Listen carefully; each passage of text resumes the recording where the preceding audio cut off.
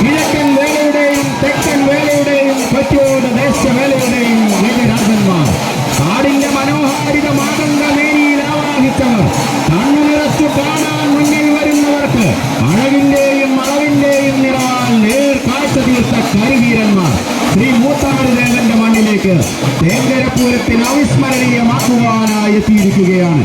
അതെ, ആണായി പിറന്നവനും മാനയായി പിറന്നവനും ആഗ്രഹിക്കുന്ന ആണത്വം കൈമുതലാക്കിക്കൊണ്ട് അഴകിലൊരു മഴവിൽ കാവടിയായി മാറിയ ആൺപിറപ്പുകൾ തേങ്കരപ്പൂരത്തിന് മാറ്റുകൂട്ടുവാനായി അവർ എത്തിയിരിക്കുകയാണ്.